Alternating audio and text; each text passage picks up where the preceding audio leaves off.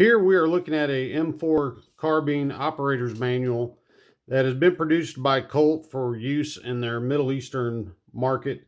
This specific manual is printed in Arabic, and the unique thing about Arabic publications is they read from right to left, whereas in most Western nations we read from left to right. So what is normally the back cover of a publication for us is actually the cover for this Arabic publication. And you'll see right here it says page 1 there at the bottom, and what would normally be the cover for us is page 88 in the end of the publication for the Middle East customer. So we're just going to flip through this and kind of give you a chance to see what's in it. I don't read Arabic, so obviously I can't tell you what the pages say. Some of the illustrations give you a good idea.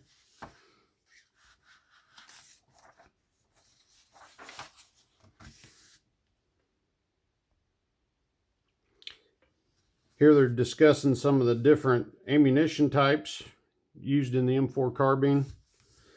You'll see a diagram similar to this in the back of the United States -10 or operator's manuals for the M4 and M4A1 carbine. I tried to find my copy that I have of that so that you could see how similar they are, but I couldn't find it. I apparently misplaced it during my move last year. I'll have to get another one.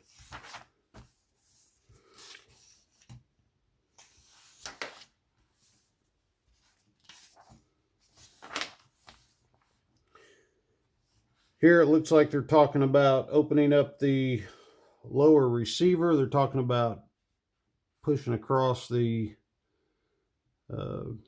receiver pin there. Over here discusses bolt carrier group. Here we see him talking about removing the buffer and action spring. Over here's cleaning kit components.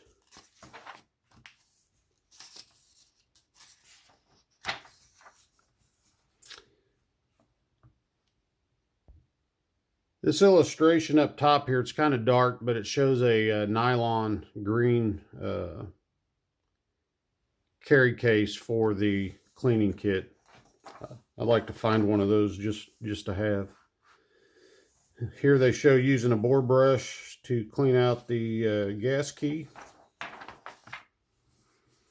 Some more illustrations on the bolt carrier group.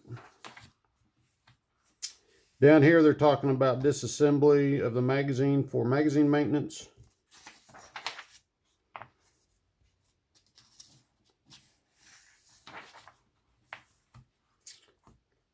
This appears to discuss loading magazines.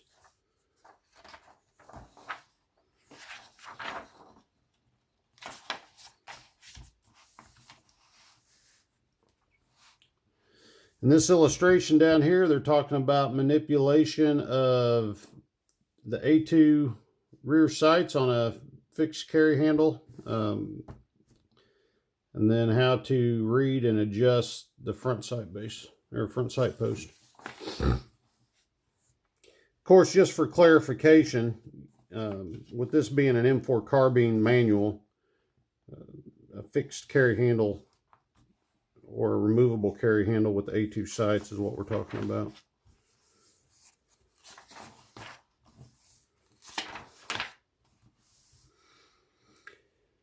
Looks like here they're starting to get into discussion of firing positions. In the United States military, especially the Army, we have a separate manual that discusses marksmanship principles. Here they're talking about proper sight picture on a target.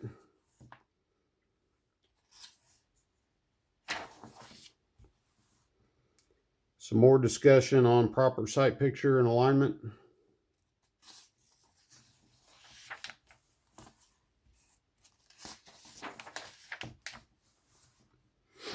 This diagram up here, if you're not familiar with it, it's discussing proper breathing during the firing, during the process of taking the shot, and this down here demonstrates respiratory pause during trigger squeeze.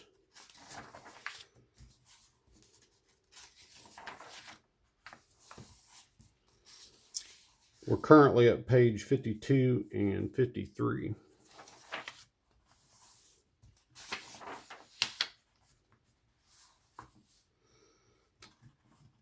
This illustration up here shows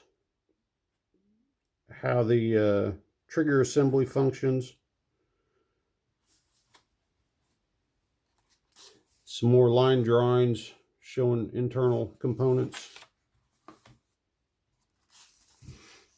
If any of you out there can read Arabic and you catch something in here of interest, feel free to throw it down into the comments.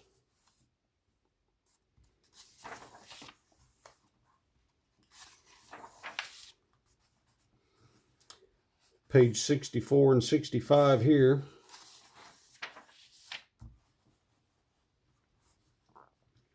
Here it shows a couple of old magazine types.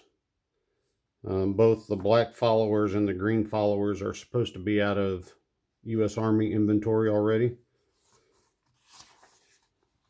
What you should see in U.S. service now is predominantly brown followers and the blue followers in the enhanced performance magazines.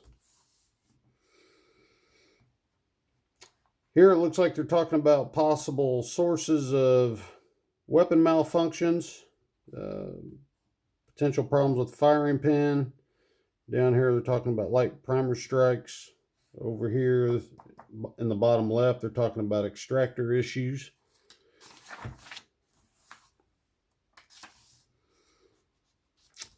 Based on this drawing here showing a round a short distance down the chamber, I'm guessing they're talking about squib or underpowered loads being fired.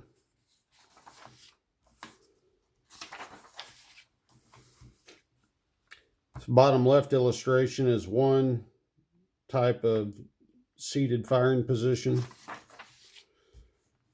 Here's a second type of seated firing position.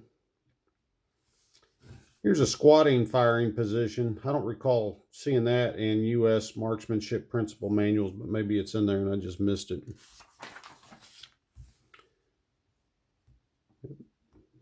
Kneeling firing, then kneeling with cover. Looks like a demonstration of a standing firing position. We're at pages 80 and 81 here.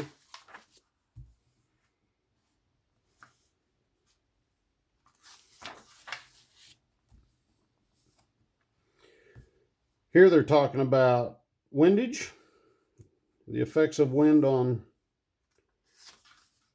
projectile trajectory. Here's some charts and some illustrations discussing adjusting for windage. This is 86 and 87, and then we get to the back cover, 88. So anyway, that wasn't anything real exciting or glamorous, but I thought you might enjoy a chance to see this. These things pop up on eBay or Gunbroker, I don't know, once or twice a year. I've had this for a couple of years now. Anyway, hope you enjoyed it. See ya.